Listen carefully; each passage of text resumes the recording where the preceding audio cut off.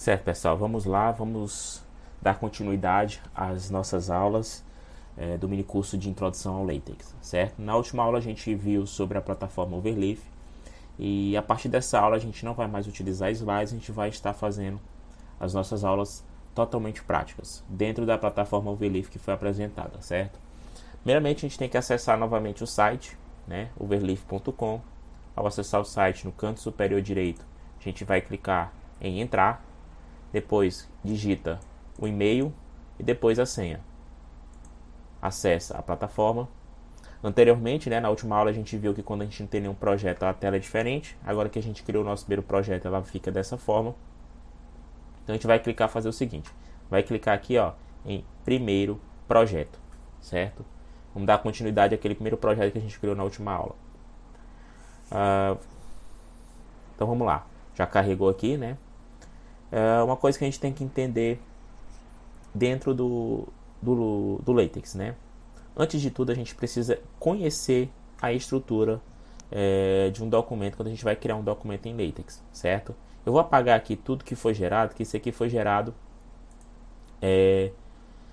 direto pelo próprio LaTeX, né? Ou pela própria plataforma, desculpa. Perdão, a própria plataforma, quando a gente colocou lá em projeto em branco, já gerou com esses códigos. Então, como a gente precisa entender desde a base, então a gente vai apagar e começar do zero, certo? Então vamos lá, apaguei, automaticamente vai recompilar ali, vai dar alguns erros. Por quê? Porque o programa está tentando compilar um arquivo em LaTeX, mas não tem nenhum código em LaTeX. Então vamos lá, a primeira coisa que a gente tem que entender é que o documento que a gente vai criar precisa de uma base. A gente precisa entender que tipo de documento que você vai criar. Eu quero criar um livro, quero criar uma tese, quero criar um artigo, eu quero produzir um jornal. Então a gente precisa mostrar, dizer para o LaTeX qual tipo de documento que a gente vai estar produzindo. Então vamos lá. A gente vai colocar aqui, primeiramente, barra invertida. Todo código em LaTeX começa com essa barra invertida. A gente vai colocar assim, document class, certo? Quando a gente coloca aí, automaticamente vai aparecer duas opções para a gente escolher. Você botar aqui a setinha para baixo, a gente vai escolher a segunda opção somente com as chaves, certo? Nessas chaves a gente vai definir o tipo que a gente quer criar, certo? O que significa? Quando a gente vai criar um livro, ele já vai estar com algumas... A estrutura do livro, no geral, já vai estar pré-definida pelo Document Class. Por exemplo, as folhas vai ser frente e verso, vai dizer em folha par o número da página vai estar no canto superior direito. Em folha ímpar, que seria atrás da folha par, vai estar no canto superior esquerdo. Então já vai ter essas pequenas configurações, já vai ter sido criada. Inicialmente vamos começar aqui com article, que significa artigo. Então todas as palavras, todas as palavras-chave em LaTeX em inglês. Então como eu quero criar um artigo, vou botar aqui article. E agora ele está tentando compilar, continua dando erro. Por quê? Existem algumas outras configurações que a gente precisa estar inserindo. A próxima que a gente tem que estar colocando são os pacotes de utilização dentro do nosso documento. O pacote principal que a gente vai estar usando é esse aqui, barra use package, certo? E a gente vai colocar a segunda opção aqui, que ele vai criar um colchete e uma chave, certo? Porque a gente vai colocar algumas configurações que tem alguns pacotes que precisam de algumas pré-definições antes de utilizar. O pacote que a gente vai estar utilizando é esse aqui, o TF8, dentro dos colchetes, e dentro da chave a gente vai colocar input enc, ENC, certo? Agora a gente definiu esse pacote. O que significa? Esse UTF-8 é uma decodificação binária, que é uma decodificação padrão e universal utilizada em todo mundo. E esse input enc, que permite o usuário inserir caracteres acentuados diretamente no teclado, certo? Então ele vai aceitar os caracteres que tem no seu teclado, independente do teclado que você utilize. Porque o teclado americano, por exemplo, dos Estados Unidos, não tem acento, as palavras não têm acento. O teclado brasileiro já tem acento, então tem que fazer essa diferenciação. A gente utilizando esse pacote, com essa decodificação binária, independente do país que você esteja, ele vai estar aceitando os caracteres do seu teclado, certo? Em seguida, o que a gente tem que fazer? Ó? Vou dar aqui outro espaço. E a gente tem que criar a área onde a gente vai inserir os textos, as tags de formatação dentro do nosso documento. E essa área, esse espaço para a gente criar, a gente tem que utilizar a tag /begin, certo? Dou um enter. E dentro das chaves, eu vou colocar document. Apertei um enter aqui que ele pediu para completar, automaticamente ele já vai iniciar meu documento. Fazer aqui um teste, vamos ver aqui, ó, meu primeiro projeto. Ó, digitei aqui, ó, automaticamente.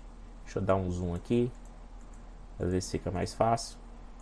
Ó, meu primeiro projeto. Então, eu tenho aqui minha classe de documento, que é um artigo, certo? Deixa eu minimizar aqui. Estou definindo que é um artigo. Depois eu tenho o meu pacote de decodificação binária, que é o TF8, junto com o pacote input-enc, né? Que significa que eu posso inserir qualquer tipo de caractere do meu teclado que ele vai estar aceitando. Desculpa, perdão. E eu tenho minha área onde eu vou construir meu documento, que é entre o begin document e o end document, certo? Outra coisa que a gente tem que entender, a gente precisa também utilizar alguns outros pacotes que são recomendados na construção de qualquer documento. São recomendados, não quer dizer que são obrigatórios, né? Um outro que eu particularmente recomendo, eu vou colocar em cima desse input-enc, é o /usePackage, e vou colocar só utilizando as chaves simples. E eu vou utilizar o pacote do tipo da fonte, não é isso? Então a fonte eu posso utilizar uma fonte latina, uma fonte mais... aquelas fontes que você encontra no Word, por exemplo, Arial, Times New Roman, esse tipo de fonte, né? Perdão. Você pode inserir qualquer tipo de fonte. Existem algumas fontes que você pode encontrar pela internet, mas a que eu gosto de utilizar é a L Modern, que é a Latin Modern, que é uma padrão utilizada aqui na América Latina, certo? Ele vai fazer uma pequena mudança na fonte, é imperceptível, mas ela faz. E o próximo que a gente vai utilizar vai ser o /usePackage. Vou colocar após o LMorder e antes do input-enc. Eu vou colocar essa segunda opção com colchetes e as chaves. Dentro do colchete eu vou utilizar o T1, que é uma configuração padrão, e vou utilizar o fontenc. Fontenc, certo? O que significa esse fontenc? Ele vai orientar a saída de qualquer que seja a fonte. Se tiver um caractere especial, esse pacote vai permitir a saída desse caractere especial. Claro, com algumas ressalvas que lá mais na frente, no mini curso, vai ser apresentado esses caracteres especiais, certo? Mas basicamente o que você precisa ter em mente, que o documento, o padrão de um documento é esse, é um document class, definir o tipo de documento que você vai criar, os pacotes que você precisa utilizar para alguns comandos. Existem certos comandos que não são padrão do LaTeX, foram criados e para utilizar precisa desse usePackage, que ele vai importar as configurações. E dentro do begin document, a gente vai inserir os textos e as formatações que a gente precisa, certo? Mostrar algumas outras coisas. Aqui no document class, a gente pode fazer o seguinte. Antes das chaves, a gente pode estar fazendo o seguinte. Pode estar inserindo algumas configurações extras. A gente vai abrir um colchete aqui, que é onde a gente vai estar colocando essas configurações, certo? Ao abrir esse colchete, o que eu posso inserir dentro do meu document class? Eu posso definir já o tamanho da minha fonte, certo? Se eu não estou enganado, só para que não me falhe a memória, a fonte mínima que a gente pode estar adicionando é de 10, certo? Aquela fonte que você vai lá no Word ou qualquer outro programa de edição de texto, você precisa definir o tamanho da fonte, aqui você também pode. Então a gente vai colocar aqui dentro do colchete, a gente vai vou botar um padrão de 12. Tá aqui 12, vou botar PT, 12 pontos, certo? Vou botar um aqui, agora vai definir o tamanho da minha fonte. Fechou o colchete, pronto. Vamos ver se tem alguma pequena alteração. Ó, teve um pequeno aumento no tamanho da fonte, certo? Vamos ver se se ele aceita maior. Vamos ver se ele aceita 14. Ó, ele já não aceitou. O que significa isso? Significa que o nosso documento, nosso LaTeX só aceita 3 tamanhos de fonte, que é o 10, o 11 e o 12. Então a gente vai colocar aqui o 12, que é o padrão de todos os documentos aqui no Brasil, certo? Outra coisa que a gente pode estar inserindo dentro do nosso documento é, por exemplo, as folhas que a gente vai estar utilizando. No livro, por padrão, por exemplo, se você tentar criar um livro, por padrão ele já vai vir com folha par e folha ímpar. Então, caso você queira imprimir, você pode imprimir dos dois lados da folha. A configuração já vai vir dessa forma. Mas eu quero que imprima de um lado só. Então, como é que a gente faz? Como é que eu faço? Eu boto aqui, ó. No artigo, eu quero que ele imprime dois lados. Então, eu vou botar aqui vírgula e vou dar um espaço, inserir one side. Dentro do one side, o que significa? Eu vou ter somente um lado na minha folha. Ela não vai ser nem par nem ímpar, vai ser sempre contínua. Se eu quiser dois lados dentro do meu artigo, eu vou apagar aqui one side, vou botar em inglês two side. Então, vai significar que são dois lados. Então, vai ser uma folha par, uma folha ímpar. Uma folha par, uma folha ímpar. Vamos botar aqui one side, definir, que já que a gente está querendo criar um artigo. Pronto. A gente também pode definir o tipo de folha quando a gente for imprimir. Então, existem diversos tipos de folha. A mais padrão que a gente utiliza é a folha A4. É isso, que é aquela resma de papel. Então, a gente bota aqui, ó, A4, minúsculo, paper. Certo? E a gente também pode definir o idioma padrão do nosso documento. Você pode inserir diversos idiomas. Inglês, português, espanhol, francês, italiano, o que você quiser.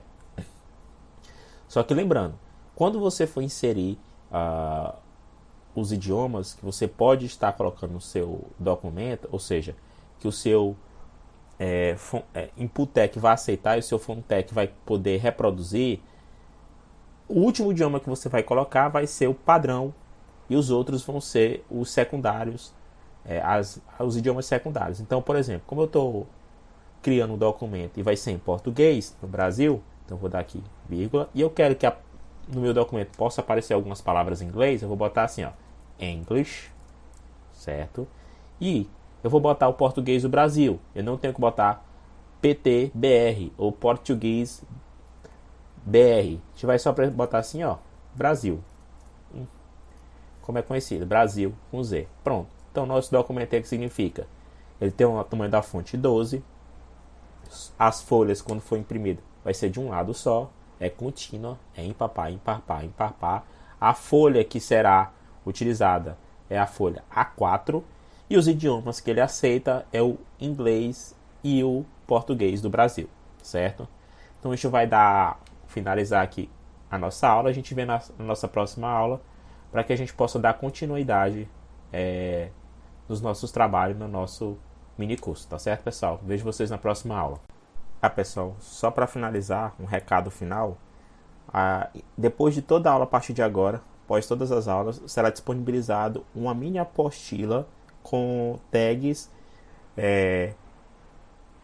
e utilização em prática dessas tags de cada aula que vocês vão estar assistindo. Então, vocês vão assistir a videoaula e após terminar de assistir a aula, vocês vão poder ter acesso a uma mini apostila para ajudar vocês na construção do documento de vocês, tá certo?